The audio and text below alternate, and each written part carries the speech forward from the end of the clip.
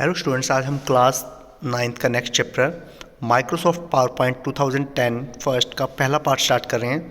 तो देखिए, इस चैप्टर के अंदर हम MS पावर पॉइंट के बारे में रीड करेंगे कि MS पावर पॉइंट क्या होता है और किस लिए यूज़ किया जाता है। MS पावर पॉइंट मेनली एक क्या है, अपना प्रैक्टिकल टॉपिक है जो हम अपीयरेंस, जो हमारा डॉक्यूमेंट्स या हमारी जो PPTs हैं उनको बनाने के लिए यूज़ करते हैं। PPT आपको पता है कि बिजनेस मोटिव से भी बहुत ज़्यादा यूज़ होती हैं।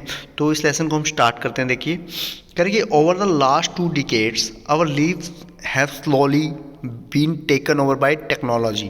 कह रहे कि लास्ट 2 डिकेड से क्या हो गया, हमारी जो लीव्स है वो टेक्नोलॉजी ने क्या कर लिया है, टेकन ओवर कर लिया है।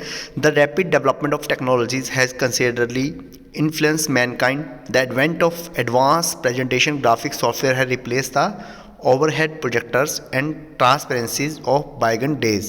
Data presentation has now become more colorful, comprehensive, and appealing. The conventional methods of teaching using blackboards in classrooms are being gradually replaced by digital boards. It has made the learning process more interactive, effective, and easy to comprehend. क्या कह रहा है, देखिए कि पिछले कुछ सालों के अंदर क्या हो गया है कि जो टेक्नोलॉजी की डेवलपमेंट हो गई है उसकी वजह से क्या हो गया है, सारा कुछ चेंज हो गया है। चेंज होने का मतलब क्या है कि अगर पहले जो काम हम ब्लैक बोर्ड में करते थे क्लासरूम के अंदर, वो सारा का सारा अब हम करते हैं स्मार्ट बोर्ड के ऊपर, डिजिटल बोर्ड्स के ऊपर। तो हम क्या कर सकते हैं, अपनी PPTs जो भी पढ़ाते थे हम पहले बोल कर, उसको हम अपनी PPTs, पावर पॉइंट PPTs जो हैं उनके द्वारा उनको अच्छा कलरफुल बनाकर, अपीलिंग बनाकर उनको बच्चों को शो कर सकते हैं डिजिटल बोर्ड के द्वारा, जिससे क्या हूँ बच्चों का इंटरेस्ट भी बना रहे और बच्चे उसको बाद में सुन भी सकें और ईजिली अंडरस्टैंड कर सकें उस प्रोसेस को। तो देखिए कह रहे कि presentation software is an application software which is use to create multimedia presentation in the form of slide shows.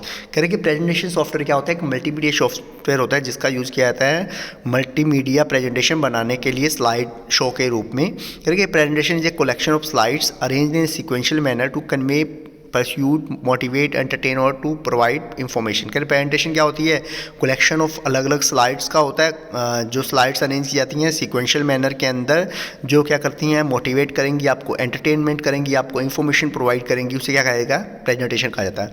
और स्लाइड क्या होता है, slide can be defined as a digital और an electronic page of presentation. Slide क्या होता है, digital और defined जो पेज होता है जिसके अंदर सारा को सारा मैटर डिफाइंड किया जाता है, इलेक्ट्रॉनिक पेज है, उसको क्या कहते हैं, प्रेजेंटेशन कहते हैं। और स्लाइड शो क्या होता है, जब इस प्रेजेंटेशन को हम एक सिक्वेंशियल मैनर में स्लाइड्स को शो करेंगे ऑडियंस को, तो उसको क्या कहा जाता है, स्लाइड शो क्या कहा जाता है। स्लाइड शो में क्या करते हैं, हम अपनी इंफॉर्मेशन को प्रोवाइड करते हैं और अपने आइडियाज़ और व्यू को क्या करते हैं, एक्सचेंज करते हैं, किसके साथ, ऑडियंस के साथ, किसी भी पर्टिकुलर टॉपिक के ऊपर। Presentation can be projected on a big screen by attaching the computer to a multimedia projector. कह कि प्रेजेंटेशन हमेशा किसी बिग स्क्रीन पर दिखाई जाती है जिसके साथ कोई कंप्यूटर अटैच होगा मल्टीमीडिया प्रोजेक्टर के द्वारा, ताकि लोगों को, सभी लोगों को वो शो हो सके। Presentation can be made more interesting and effective by adding text, diagram, scan images, clip art, sound, videos, design and special animation effects. और प्रेजेंटेशन के अंदर हम क्या कर सकते हैं, उसको इंटरेस्टिंग बनाने के लिए, ताकि हमारी जो ऑडियंस है बोर ना हो, बच्चे बोर ना हो, तो उसके अंदर हम इफेक्टिव टेक्स्ट ऐड कर सकते हैं, डायग्राम ऐड कर सकते हैं, स्कैन इमेजेस ऐड कर सकते हैं, क्लिप आर्ट ऐड कर सकते हैं, साउंड, वीडियोस वगैरह भी ऐड कर सकते हैं। करके in this lesson you learn about the basic operations of the presentation software, its components and connected except. करके इस लेसन के अंदर हम क्या करेंगे, जो बेसिक ऑपरेशंस हैं प्रेजेंटेशन के सॉफ्टवेयर के, उनके बारे में पढ़ेंगे। तो मोस्ट पॉपुलर प्रेजेंटेशन सॉफ्टवेयर कौन कौन से हैं, Microsoft power point, adobe connect, Google slide और ओपन ऑफिस इम्प्रेस। तो यहाँ हम रीड करेंगे माइक्रोसॉफ्ट पावर पॉइंट 2010। तो देखिए क्या होता है, ये कह रहे कि PowerPoint 2010 is a presentation software that allows you to create dynamic slide presentation that can include animation, narration, images and videos. It is a graphical software package that is used for creating effective multimedia presentation. It is a part of Microsoft Office 2010 suite, which provides various tools, wizards, templates, themes, and predefined layout to create dynamic and professional presentations. कह रहे हैं कि PowerPoint 2010 क्या है, एक presentation software है जिसका mainly use किया जाता है डायनेमिक स्लाइड्स को क्रिएट करने के लिए, प्रेजेंटेशन बनाने के लिए, जिसके अंदर हम एनिमेशन, नरेशन, इमेजेस और वीडियो को ऐड कर सकते हैं। ये एक ऐसा सॉफ्टवेयर होता है, ग्राफिकल सॉफ्टवेयर पैकेज होता है जिसका मेनली यूज़ किया जाता है मल्टीमीडिया को क्रिएट करने के लिए, इफेक्टिव मल्टीमीडिया प्रेजेंटेशन को क्रिएट करने के लिए। और ये किसका सूट मेनली पार्ट है, माइक्रोसॉफ्ट ऑफिस 2010 का एक मेनली पार्ट होता है, ठीक है। उसके बाद कह रहा है कि Microsoft power point is a powerful communication tool to present the views and ideas effectively through visual aids। क्या है कि जो माइक्रोसॉफ्ट पावर पॉइंट है एक कम्युनिकेशन का बहुत ही अच्छा जरिया है, जिसको हम क्या कर सकते हैं अपने विजुअल एड्स के द्वारा अपने आइडियाज़ को क्या कर सकते हैं, लोगों तक पहुंचा सकते हैं। Presentation can B enhance with 2D and 3D clip art, special effects and transition styles, animation and high impact drawing tools. The maximum usage of this application can be seen in the field of entertainment, education, corporate training sessions, seminar and conference। तो कह रहे हैं कि presentation क्या होती है, देखिए presentation को हम और भी अच्छा बना सकते हैं 2D और 3D बनाकर, उसके अंदर clip art, images, video, transition effect, animation effect, drawing tool का यूज़ करके। और इसका मैक्सिमम यूसेज कहाँ देखा जाता है, एजुकेशन के अंदर, एंटरटेनमेंट सेक्टर के अंदर, कॉर्पोरेट सेक्टर के अंदर, ट्रेनिंग सेशंस में, सेमिनार्स में और कॉन्फ्रेंसेस के अंदर। तो देखिए you can easily import data from Word, Excel etcetera into a PowerPoint presentation. अगर आपने कोई भी डाटा वर्ड, एक्सेल में बनाया है तो उसको भी आप इजीली क्या कर सकते हैं, प्रेजेंटेशन में क्या कर सकते हैं, इम्पोर्ट कर सकते हैं। You can also generate hand out material and speakers notes after getting a presentation. और अगर आपने कोई भी प्रेजेंटेशन क्रिएट कर ली है तो उसके बाद आप उसको अगर आपने प्रेजेंट करना है तो उसके लिए आप क्या कर सकते हैं, अपनी प्रेजेंटेशन का जो मटेरियल है, जो हैंडआउट्स हैं या नोट्स हैं, उनको भी जनरेट कर सकते हैं ईजिली, ताकि आप अपनी प्रेजेंटेशन को प्रिपेयर कर सकें। उसके बाद आता है स्टार्टिंग पावर पॉइंट। देखिए पावर पॉइंट को हम स्टार्ट कैसे करेंगे, तो पावर पॉइंट को स्टार्ट करने के से पहले सबसे पहले आपके जो कंप्यूटर है उसके अंदर माइक्रोसॉफ्ट ऑफिस 2010 इंस्टॉल होना चाहिए। तो अगर वो आपके कंप्यूटर में इंस्टॉल है तो आपको सिंपल क्या करना है, स्टार्ट बटन पे क्लिक करना है, ऑल प्रोग्राम्स पे जाना है, वहाँ माइक्रोसॉफ्ट ऑफिस आपको लिखा हुआ दिखाई देगा, वहाँ पर उसके ऊपर क्लिक करेंगे तो आपको फिर माइक्रोसॉफ्ट पावर पॉइंट 2010 लिखा दिखाई देगा, उसके ऊपर क्लिक कर देना है। जैसे आप क्लिक करेंगे तो आपके सामने क्या हो जाएगा, आपका पावर पॉइंट विंडो ओपन हो जाएगा। और स्टार्टिंग पावर पॉइंट, जैसे आप पावर पॉइंट को स्टार्ट करेंगे तो एक ब्लैंक प्रेजेंटेशन आपके सामने दिखाई देगी, जिसका बाय डिफ़ॉल्ट जो नेम होगा वो क्या होगा, प्रेजेंटेशन 1 होगा स्क्रीन के ऊपर। आगे पढ़ते हैं हम, द पावर पॉइंट विंडो क्या होता है। कह रहे कि Microsoft power point window has the following components. जो माइक्रोसॉफ्ट पावर पॉइंट विंडो आपको शो होगी उसके बहुत सारे कंपोनेंट्स होंगे। सबसे पहला क्या है, टाइटल बार। अब टाइटल बार क्या होता है, जो क्या होता है पावर पॉइंट विंडो के बिल्कुल टॉप के ऊपर लोकेटेड होता है, जिसमें क्या होता है आपकी जो करंट प्रेजेंटेशन है, जिसका बाय डिफ़ॉल्ट नेम प्रेजेंटेशन 1 है, वो आपको लिखा हुआ दिखाई देगा, जैसे कि आपको दिखाई दे रहा है यहाँ पे प्रेजेंटेशन 1 माइक्रोसॉफ्ट पावर पॉइंट। उसके बाद नेक्स्ट जो हमारा है component, quick access toolbar. अब क्विक एक्सेस टूल बार क्या होता है, देखिए यहाँ पे मैं आपको पिक्चर में शो करता हूँ, यहाँ पे लिखा हुआ देखिए क्विक एक्सेस टूल बार दिखाई दे रहा होगा आपको। यहाँ पे बटन लगे हुए हैं इसके साथ, सेव वाला, अंडू, रीडू। तो इसको हम रीड करते हैं, फिर मैं आपको बताता हूँ ये क्या होता है। कह रहे हैं कि it is a customisable toolbar which contains command that you may want to use quite often. By default this toolbar is located on the title bar, but you can place it below the ribbon also. To do so, click on the drop down arrow at the right end of the toolbar and select the show below the ribbon option from the customize quick access toolbar menu. You can also add more command to this toolbar. Right click on any command on the ribbon, click to add to quick access toolbar. अब देखिए क्या कह रही है, quick access toolbar में क्या होता है, मेनली ये आपको टाइटल बार के बिल्कुल साथ दिखाई देगा। इसमें बहुत सारी कमांड्स होती हैं जिनका हम क्विकली यूज़ कर सकते हैं। अगर आप चाहते हैं कि इसको टाइटल बार से हटा के हम रिबन पे ऐड करें, तो आप जो एरो बटन दिखाई दे रहा है इसके ऊपर आप क्लिक कीजिए, राइट क्लिक कीजिए, और यहाँ पे राइट क्लिक करने पे ऐड टू रिबन आ जाएगा ऑप्शन, उस पर क्लिक कर देंगे तो ये रिबन पे ऐड हो जाएगा। उसके अलावा आप इसमें कोई और भी कमांड्स ऐड करना चाहते हैं तो उन कमांड्स के ऊपर जाके राइट क्लिक करके आप क्या कर सकते हैं, add to quick access toolbar पे क्लिक कर देंगे तो वो आपका क्विक एक्सेस टूल बार में ऐड हो जाएगा।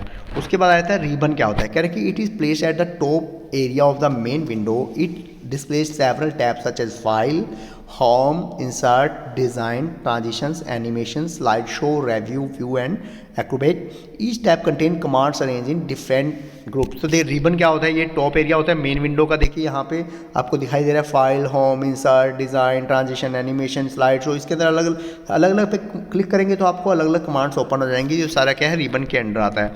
उसके बाद फाइल टैब क्या होता है। The Office button of the Microsoft Office 2007 has been replaced by file tab in Office 2010। कह रहे कि जो 2007 MS ऑफिस के अंदर ऑफिस बटन हुआ करता था उसको 2010 के अंदर रिप्लेस कर दिया फाइल टैब से। It launches the Microsoft Office backstage view this view allows us to create a new presentation, open an existing presentation, save prints and और क्लोज द प्रेजेंटेशन। तो देखिए फाइल टैब ये रहा, आपको दिखाई दे रहा होगा फाइल टैब। इस पर क्लिक करेंगे तो आपके सामने ऑप्शन आ जाएंगे, सेव एज, ओपन, सेव, तो इस तरह के ऑप्शन आ जाएंगे, प्रिंट के, सेंड के और क्लोज का। उसके बाद स्लाइड्स पैन क्या होता है, कह it is a blank area in the middle of the window where you can design the slides. अब देखिए मिडल में जो आपको खाली एरिया दिखाई दे रहा है उसको क्या कहते हैं, स्लाइड पे, जहाँ पे आप डिज़ाइन करेंगे। उसके बाद स्लाइड्स टैब, कह रहे इट शोज ए थंबनेल और miniature version of each slide. If you want to see the large view of any thumbnail, click on it. The selected slide appears in the slides pane. You can add, delete, duplicate and rearrange the slide in the slides tab. अब देखिए slides tab क्या होता है। slides tab आपको दिखाई दे रहा है यहाँ पे, ये रहा साइड में लिखा हुआ है स्लाइड टैब। इसमें क्या होता है, आपको हर स्लाइड का थंबनेल दिखाई देगा। थंबनेल मतलब छोटा सा बना दिखाई देगा हर स्लाइड्स का, एक फोल्डर सा। आपको किसी भी स्लाइड को बड़ा करके देखना है तो उसके ऊपर क्लिक कर दीजिए, तो आपको वो साइड में बड़ी होकर दिखाई देगी। यहाँ पे मान लीजिए एक ही है स्लाइड है, अगर बहुत सारी स्लाइड होती है तो जिस भी स्लाइड पे आप क्लिक करते हैं तो वो आपको यहाँ पे स्लाइड पेन में दिखाई देती, और यहाँ से आप किसी भी स्लाइड को डिलीट कर सकते हैं, रीअरेंज कर सकते हैं, ऊपर नीचे भी ऐड कर सकते हैं। उसके बाद आ जाता है आउटलाइन टैब। अब स्लाइड टैब के साथ ही बिल्कुल लिखा हुआ है आउटलाइन टैब। इसका काम क्या होता है, देखिए this tab displays the outline of the old text present in A each slide. You can edit your text direct in this view. कह रहा है कि हर एक जो स्लाइड है उसका अगर आपने आउटलाइन व्यूज़ देखना है, आउटलाइन टेक्स्ट देखना है, तो आप आउटलाइन टैब पे क्लिक करके देख सकते हैं। इसमें आप डायरेक्टली टेक्स्ट को एडिट कर सकते हैं। आगे स्टेटस बार क्या होता है, देखिए कि the status bar is position at the bottom of the PowerPoint window. It displays important information about the current slide like slide number, theme name, spell check, view and zoom level। अब देखिए जो status bar होता है वो कहाँ position होता है, बिल्कुल नीचे होता है, बॉटम में होता है। आपको दिखाई दे रहा होगा ये रहा स्टेटस बार। इसमें क्या होते हैं, स्लाइड नंबर होता है, स्लाइड की थीम होती है, जूम लेवल होते हैं सारे के सारे, व्यू लेवल, स्पेल चेक वगैरह इसी में ही होते हैं।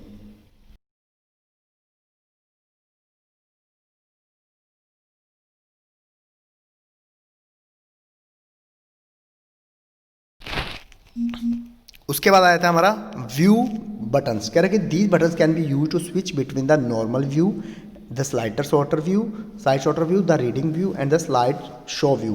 These are present on right end of the status bar. कह रहे कि ये जो व्यू बटन्स होते हैं वो कहाँ होते हैं, हमारे बिल्कुल राइट साइड में होते हैं। किसके, जो बॉटम में हमारा स्टेटस बार है उसके राइट साइड में होंगे। इसमें क्या होता है, नॉर्मल व्यू देखना है, स्लाइड शॉर्टर व्यू देखना है, रीडिंग व्यू देखना है, या आपको स्लाइड शो व्यू देखना है, तो वो सारे के सारे बटन्स यहीं पे अवेलेबल होते हैं। उसके बाद नेक्स्ट आया था नोट्स पेन। कह रहे कि in the notes pane you can type your personal notes about the current slide. These notes do not appear on the screen when the slides are shown in the full screen mode. कह रहे कि notes pen में क्या होता है, हर एक slides के नीचे क्या होता है, नोट्स पेन दिखाई देगा आपको। तो आपने हर एक स्लाइड के बारे में कुछ भी लिखना है तो आप वहाँ पे राइट कर सकते हैं। और ये जब भी आप स्लाइड शो व्यू करेंगे फुल स्क्रीन को, तो वहाँ पे आपको ये नोट्स दिखाई नहीं देंगे। ये नोट्स सिर्फ सिंपल लिखे जाते हैं कि आप उस स्लाइड के बारे में, अगर आपको खुद को याद रखना है या कोई और पर्सन उसके बारे में बाद में पढ़ रहा है तो उसको पता लग जाए कि ये स्लाइड किस से रिलेटेड है, तो वो देख के उसके बारे में पढ़ सकता है। आगे vertical and horizontal splitter bars. कह रहे कि these bars are use to change the size of panes. अगर आपको क्या करने हो, अपने पेन्स के साइज़ को चेंज करना है तो उसके लिए इनका यूज़ करते हैं। The tabs on the ribbon contain the commands as well as additional tools. Each tab consist of different groups. Each group has icons, commands for different function. Hovering the mouse over the command displays the function of that command icon। कह रहे कि जो tab on the ribbon contain, जो ribbon के ऊपर tab होंगे उनके अंदर क्या होंगी, कमांड्स होंगी और साथ में टूल्स होंगे। और हर एक टैब जो होगा हर एक ग्रुप के अंदर अलग अलग काम करेगा, और हर एक ग्रुप के अंदर जो आइकन और कमांड्स होंगे वो दूसरे टैब से क्या होंगे, उनका फंक्शन अलग होगा। और हम उनके अगर अपने माउस को ओवर करते हैं तो वो कमांड हमको उनका फंक्शन बता देती है। आगे है होम टैब। क्या होता है, देखिए होम टैब। क्या the home tab gives you to access to most commonly used commands including copy and paste, formatting text and the new slide command। As the name आपको पता लग रहा होगा कि होम टैब जो होता है, जो हमारे मोस्ट कॉमन कमांड्स हम यूज़ करते हैं उनको एक्सेस देगा। उनमें कौन कौन से होते हैं, चाहे कॉपी करना हो, पेस्ट करना हो, फॉर्मेटिंग करनी हो हमें पूरी की पूरी टेक्स्ट की, और कोई भी न्यू स्लाइड ऐड करनी है, तो वो सारा का सारा होम टैब में आएगा। These commands are found in the clip art group along with the format painter. और ये सारी की सारी कमांड हमको कहाँ मिलेंगी? क्लिप आर्ट ग्रुप्स के अंदर मिलेंगी। आपको दिखाई दे रहा है यहाँ पे क्लिप बोर्ड लिखा, क्लिप बोर्ड ग्रुप है जो, और इसके अंदर फॉर्मेट पेंटर भी मिलेगा। The home tab is selected by default whenever you open PowerPoint. Some of the important groups in the home tab are describe below. आप कह रहे हैं कि जो होम टैब है वो बाय डिफॉल्ट क्या होता है? सिलेक्टेड होता है जब भी आप पावर पॉइंट के ऊपर क्लिक करते हैं। कह रहे हैं कि कुछ इंपॉर्टेंट ग्रुप हैं होम टैब के, वो नीचे बताए गए हैं। तो इनमें से पहला कौन सा है? हमारा क्लिप बोर्ड। तो देखिए क्लिप बोर्ड क्या होता है। The clip board group provides options that enable you to cut, copy and paste the text. The format painter buttons is also present here. कह रहे कि जो क्लिप बोर्ड ग्रुप है जो, वो हमें क्या करता है? प्रोवाइड्स करेगा कौन कौन से options? Cut, copy and paste. Format painter जो है वो भी यहाँ पे अवेलेबल होगा। कट क्या करेगा? कट आपको टेक्स्ट को, जो सिलेक्टेड टेक्स्ट होगा उसको क्या करेगा? कट कर देगा, और दूसरी लोकेशन पे हम पेस्ट करते हैं तो वो क्लिपबोर्ड के अंदर सेव रहता है, और जब हम कहीं पे भी उसको पेस्ट करते हैं तो वो पहले वाले पोजीशन से मूव हो जाता है। कॉपी क्या करेगा? अगर आपने किसी भी टेक्स्ट को कॉपी किया तो वो दोनों की दोनों पोजीशंस पे सेव रहेगा। पेस्ट क्या करेंगे? किसी को कॉपी कर लिया तो वो दूसरी पोजीशन पे पेस्ट कर सकते हैं। आगे है कुछ इसकी पोजीशन बताई हुई है पेस्ट की। User destination theme, keep source formatting, picture, keep text only. कह रहे कि this option will display the copy text with all formatting effect applied it to excluding and previous changes made it to font size. कह रहे कि इसमें क्या होगा? अगर आपने किसी भी टेक्स्ट को कॉपी किया तो आपका जो दूसरी जगह पे पेस्ट करेंगे तो वहाँ पे सारी की सारी फॉर्मेटिंग इफेक्ट भी अप्लाई हो जाएंगे, और जो प्रीवियस चेंज मेड किए हैं वो एक्सक्लूड हो जाएंगे। आगे कीप सोर्सिंग फॉर्मेटिंग, क्या this option will create exact duplicate copy of the text, all the previous formatting effect are apply to it. इसमें क्या होगा? जो प्रीवियस फॉर्मेटिंग इफेक्ट लगे हुए हैं वो सारे के सारे भी अप्लाई हो जाएंगे। पिक्चर, क्या this will convert the copy text into picture, all the picture effect can be apply to text. इसमें क्या होंगे? जो टेक्स्ट होगा सारा का सारा किस में कन्वर्ट हो जाएगा? पिक्चर के अंदर, वो सारे के सारे इफेक्ट जो हैं अप्लाई हो जाएंगे। कीप टेक्स्ट ओनली, इसमें क्या होगा? सिर्फ टेक्स्ट ही क्या होगा? कह रहे हैं this will paste the text in simple format, exclude all previous applied format text. इसमें क्या होगा? ओनली टेक्स्ट ही क्या होगा? कॉपी होगा, बाकी के जो इसमें फॉर्मेटिंग इफेक्ट्स होंगे वो कोई भी कॉपी नहीं होगा। आगे फॉर्मेट पेंटर क्या होता है? कह रहे कि format painter copies format styles from a selected position and apply to another. अब मैं आपको इजीली तरीका बताता हूँ। देखिए फॉर्मेट पेंटर क्या करता है, आपने मान लीजिए कोई भी इसके अंदर डॉक्यूमेंट बनाया, टेक्स्ट क्रिएट किया, उसके ऊपर आपने फॉर्मेटिंग कर रखी है, उसके अंदर कलर वगैरह चेंज कर रखा है, तो आपने उसको सिलेक्ट करके उसके ऊपर फॉर्मेट पेंटर लगा दिया। फॉर्मेट पेंटर लगा दिया, उसके बाद आपने नया टेक्स्ट लिखा। आप चाहते हैं कि जो नया टेक्स्ट है ना वो भी उसी कलर का हो, उसी साइज़ का हो, वहीं सारे के सारे उसके अंदर फॉर्मेट लगे हों। तो आपने क्या करना है? उस फॉर्मेट पेंटर के ब्रश को नए टेक्स्ट के ऊपर मूव कर देना है पूरे का। वो ऑटोमेटिकली जो पहले वाले के ऊपर लगी हुई थी ना फॉर्मेटिंग, ऑटोमेटिकली नए वाले के ऊपर भी वो सारी की सारी फॉर्मेटिंग अप्लाई हो जाएगी। आप करके देखिएगा, आपको समझ आ जाएगा।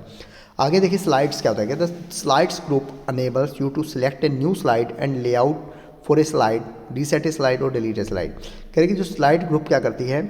अनेबल्स करती है आपको एक नई स्लाइड बनाने के लिए, किसी भी स्लाइड्स को लेआउट देने के लिए, कोई भी स्लाइड को रीसेट करने के लिए या डिलीट करने के लिए। न्यू स्लाइड क्या करेगी? एक नई स्लाइड ऐड करेगी प्रेजेंटेशन में। लेआउट कमांड क्या करेगा? आपकी जो स्लाइड है उसकी लेआउट को चेंज करेगा। और रीसेट क्या कर देगा? आपकी जो स्लाइड है उसकी पोजीशन साइज को चेंज कर देगा। उसके बाद फॉन्ट क्या होता है? देखिए the font group has options that help you to change the font face, font style, size, color and character spacing। As a name आपको पता लग रहा होगा कि फॉन्ट ग्रुप के अंदर क्या क्या ऑप्शन होंगे कि फॉन्ट चेंज करना, फॉन्ट का स्टाइल चेंज करना, फॉन्ट का साइज चेंज करना, करेक्टर चेंज करना। कह रहे कि command to format text are found in font group. अगर आपने कुछ भी फॉर्मेटिंग करनी है फॉन्ट के ऊपर तो वो आपको फॉन्ट ग्रुप के अंदर ही मिलेंगी।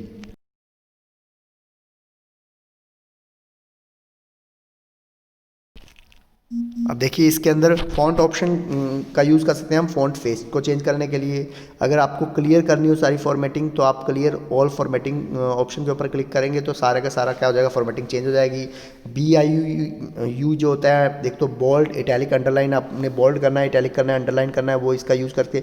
स्ट्राइक थ्रू से क्या होगा कि कोई भी टेक्स्ट लिखेंगे उसके ऊपर आपको स्ट्राइक लगानी हो, लाइन लगानी हो तो आप क्या कर सकते हैं? स्ट्राइक थ्रू का यूज़ कर सकते हैं। टेक्स्ट शेडो, अगर आपने क्या करना हो शेडो देनी हो टेक्स्ट को तो आप क्या कर सकते हैं?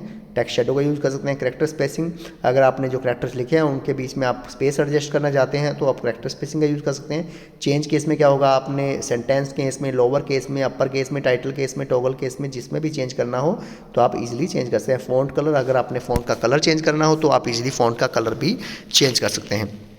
आगे पैरा ग्रुप में क्या होता है, देखिए पैराग्राफ ग्रुप।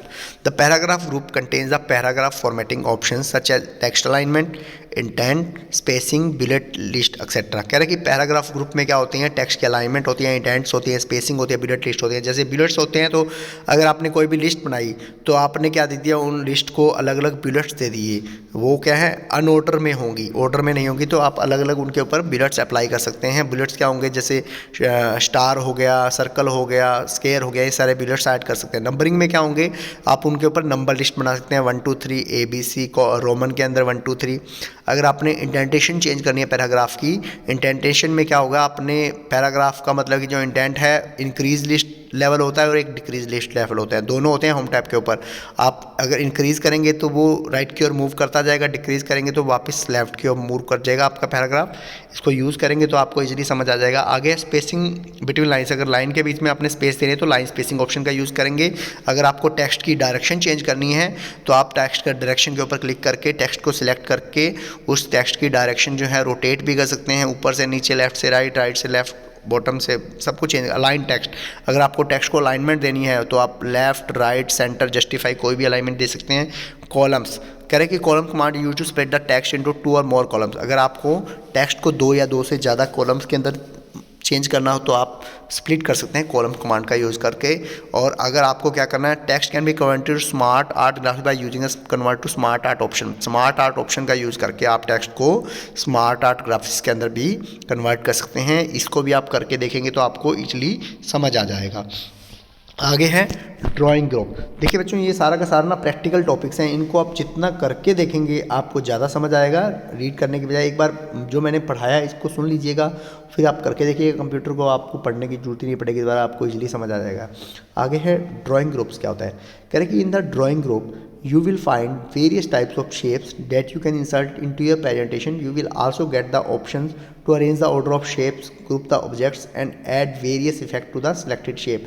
कह रहे कि ड्राइंग ग्रुप में क्या होंगी, बहुत सारी शेप्स होंगी जिनको आप प्रेजेंटेशन में ऐड कर सकते हैं, उनको आप क्या कर सकते हैं, अरेंज कर सकते हैं ऑर्डर के अंदर, शेप्स को ग्रुप कर सकते हैं और बहुत सारे इफेक्ट उनके ऊपर अप्लाई कर सकते हैं शेप के ऊपर। कह रहे कि मैनी रेडीमेड शेप, बहुत सारी कह रहे कि रेडीमेड शेप होंगे, जैसे फ्लो चार्ट हो गया, एरो, सर्कल्स, रेक्टेंगल्स जो हैं उनको आप ऐड कर सकते हैं शेप्स के अंदर से, और इनको आप अरेंज भी कर सकते हैं। अरेंज के ऊपर क्लिक करके उसके बाद अगर आपने कोई भी क्विक स्टाइल अप्लाई करना है इसके ऊपर तो आप क्विक स्टाइल्स पे क्लिक करेंगे, ऑप्शन पे क्लिक करेंगे तो कोई भी स्टाइल आप उन शेप्स के ऊपर अप्लाई कर सकते हैं। अगर आपने शेप का कलर देना है, सॉलिड कलर, ग्रेडियंट या टेक्सचर, तो आप सॉलिड शेप फिल के ऊपर क्लिक करके कोई भी कलर ऐड कर सकते हैं। शेप आउटलाइन में जाके आप क्या कर सकते हैं, शेप की width, colour and line style of shape दे सकते हैं। अगर आपने क्या करना हो, उस शेप को 3D रोटेशन में शेडो देनी है, रिफ्लेक्शन देनी है, ग्लो देनी है, तो वो भी आप ऐड कर सकते हैं ईजिली। आगे है एडिटिंग ग्रुप क्या होता है। करिए finally the editing group contain the find and replace commands as well as select option. This is where you can enable the selection pane. कह रहे कि जो एडिटिंग ग्रुप होता है वहाँ पे क्या होता है, हमको फाइंड एंड रिप्लेस कमांड मिलेगी और सिलेक्ट ऑप्शंस मिलेंगे।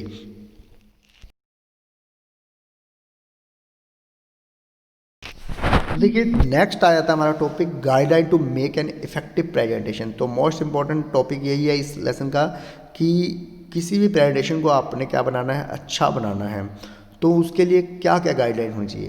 तो सबसे पहले तो क्या है कि कीप इट सिंपल। ध्यान रखिएगा कोई भी आप अगर प्रेजेंटेशन बना रहे हैं तो उसे हमेशा सिंपल रखिएगा। सिंपल रखने का मतलब क्या है कि उसमें आप चार्ट्स वगैरह का यूज़ करें, इजी टू अंडरस्टैंड होनी चाहिए, ग्राफिक्स का यूज़ करें। ये ना हो कोई ऐसे कलर यूज़ कर दें कि जो बड़े तीखे हों और आँखों में चुभ रहे हों और कोई देखना ही पसंद ना करे। तो देखिए the thumb rule of making a good presentation is to ensure that there are not more than 5 words in each line and not more than 5 lines in each slide. कह रहे कि थंब रूल तो यही कहता है कि एक अच्छी प्रेजेंटेशन का कि ज़्यादा लिखा ना हो और ज़्यादा वर्ड नहीं होने चाहिए एक लाइन के अंदर। Minimize facts and figures in slides. कह रहे कि PowerPoint has the capacity to convey ideas and support a speaker remarks in concise manner. You should avoid to include too many figures and numbers. कह रहे कि आपको ज़्यादा figures and numbers में नहीं पढ़ना है, आपको मिनिमाइज रखना है सब कुछ, ताकि जो देखने वाला है, सुनने वाला है, वो देख के ही समझ जाए कि इसमें क्या कहना चाहते हैं। यूज़ वाइब्रेंट कलर्स, कह रहे कि striking colour contrast between words graphics and the background can be very effective in conveying both message and emotion. कह रहे कि जो स्ट्राइकिंग कलर हैं बिटवीन द वर्ड्स और ग्राफिक्स के बीच में या बैकग्राउंड में जो है इफेक्टिव कलर हम यूज़ करेंगे, वो हमारे मैसेज को और हमारे इमोशंस को क्या करेंगे, ईजिली कन्वे कर देंगे सुनने वाले तक। आगे इंपोर्ट इमेजेस ग्राफिक वीडियो, हमें क्या करना चाहिए, do not limit your presentation to the collection of clip arts etcetera, provide in PowerPoint import images graphics and videos for better visual appealing and variety. कह रहा है कि ये नहीं कि अपनी प्रेजेंटेशन को सिर्फ आपने क्लिप आर्ट्स तक ही लिमिट कर दिया, आप क्या करेंगे उसके अंदर अपनी प्रेजेंटेशन के अंदर इमेजेस भी लगाइए, ग्राफिक्स भी यूज़ कीजिए, वीडियोज़ भी यूज़ कर सकते हैं, ताकि वैरायटी ऑफ जो विजुअल अपीलिंग हो जाए और आपका जो सुनने वाला है उसको सुनने में और भी ज़्यादा मज़ा आए। आगे है use humour in your presentation, और ध्यान रखिएगा एक प्रेजेंटेशन के अंदर ह्यूमर जरूर होना चाहिए, ताकि जो आपका क्राउड है उसका इंटरेस्ट लूज ना हो। एडिट रूथलेसली, कह रहे कि after creating the PowerPoint slides imagine yourself as the one of the listener and critically review your presentation. If you find something unappealing, distracting or confusing, either modify or remove it. कह रहे कि जब भी आप कोई presentation बनाते हैं तो बनाने के बाद आप खुद अपने आप को एक क्या समझिए, लिसनर समझिए, और रिव्यू करिए पूरी की पूरी प्रेजेंटेशन का। अगर आपको कुछ भी अनअपीलिंग लगता है, डिस्ट्रैक्टिंग लगता है, कंफ्यूजिंग लगता है, उसको रिमूव कर दीजिए। Above point should be kept in mind while designing the presentation, where the following should be observed while showing the presentation। कह रहे कि इन सारे पॉइंट्स को अपने माइंड में रखना चाहिए जब भी आपको कोई भी प्रेजेंटेशन बनानी चाहिए। Hold up your end with enticing convincing material, कह रहे कि हमारा जो एंड होना चाहिए वो हमेशा क्या होना चाहिए, कन्विंसिंग मटेरियल के साथ होना चाहिए, कि लास्ट में जब आप कुछ भी उनको बता रहे हैं वो सारा का सारा ऑडियंस को कन्विंस कर ले, वो मटेरियल जो होना चाहिए वो उनके दिमाग में छप जाए, इस तरह का होना चाहिए, ताकि वो आपसे पूरी तरह पूरे इम्प्रेस हो जाएं। और लास्ट में जो मटेरियल हो पूरे के पूरे टॉपिक का क्या होना चाहिए, सार होना चाहिए कि उसमें हमने क्या पढ़ाया है। आगे डॉट पैरेट पॉइंट पर, और जो पावर पॉइंट होनी चाहिए वो हम पैरेट नहीं होनी चाहिए, पैरेट मतलब रटा रटाया नहीं होना चाहिए। ये नहीं है देख देख के बोले जा रहे हैं, ना सुनने वाले को मज़ा आ रहा है ना हमको आ रहा है। हम तो उसके लिए हम क्या करना चाहिए, प्रेजेंटेशन हमें ऐसी बनानी चाहिए कि जो सुनने वाले को भी अच्छा लगे, पैरेट नहीं होना। Make eye contact with your audience, हमेशा ध्यान रखिए जब भी आप कोई प्रेजेंटेशन देंगे तो अपनी ऑडियंस के साथ आई कॉन्टैक्ट बना के रखिए, ताकि जो है आपकी जो ऑडियंस है उनको भी सुनने में मज़ा आए। टाइम योर मार्क्स, कह रहे कि आपको जब भी कोई प्रेजेंटेशन देते हैं तो अपनी टाइमिंग का ध्यान रखना चाहिए, कि आप जब प्रेजेंटेशन दे रहे हैं कि जिस स्लाइड्स पे आप हैं उसी स्लाइड्स को एक्सप्लेन कर रहे हैं या नहीं कर रहे हैं। ये ना हो कि आप स्लाइड तो दूसरी चल रही है और आप 5वीं स्लाइड्स पे एक्सप्लेन कर रहे हैं, या आप 5वीं स्लाइड्स को एक्सप्लेन कर रहे हैं अभी और स्लाइड आपकी 7वीं चल रही है। तो टाइमिंग का बहुत ज़्यादा ध्यान रखना चाहिए। तो इसके लिए हमें क्या करना चाहिए, प्रैक्टिस भी कर लेनी चाहिए 1-2 बार प्रेजेंटेशन देने से पहले। आगे making a powerful first impression, first impression is the last impression. ये तो आपको पता ही है कि पहला इंप्रेशन जो होता है वो लास्ट होता है, तो आपको अपना पहला इंप्रेशन जो है उसको अच्छा बनाना चाहिए, ताकि आपकी जो सुनने वाली जनता है, ऑडियंस है, उनको स्टार्टिंग से पता लग जाए कि इस प्रेजेंटेशन में वाकई कुछ है, इस बंदे में कुछ है, तो वो इजीली आपको सुनेंगे। बीच में आपको क्या करें, अटेंशन ग्रैब करने के लिए बीच में जोक्स भी मारने चाहिए, ताकि ह्यूमर बना रहे, इंटरेस्ट बना रहे, और आपकी जनता जो है आपको छोड़ के ना जाए और आपको सुनती रहे।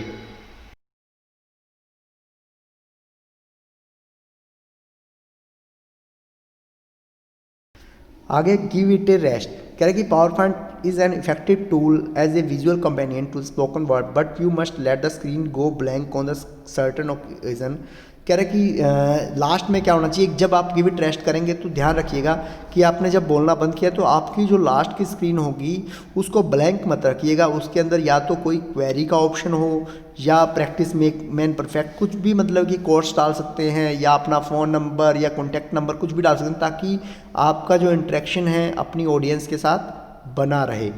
आगे आया था हमारा next topic basic elements of A slide.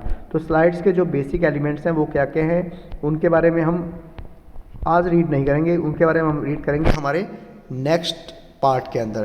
तो आज के लिए स्टूडेंट्स इतना ही है, इसको अच्छे से रीड कर लीजिएगा, अपने कंप्यूटर में करके देखिएगा, आपको ईजिली समझ आ जाएगा। प्रैक्टिकल टॉपिक है, आप करके देखेंगे तो आपको ईजिली समझ आ जाएगा। ठीक है। थैंक यू स्टूडेंट्स, अगर कोई भी प्रॉब्लम आती है तो आप कमेंट करके क्वेरी कर सकते हैं।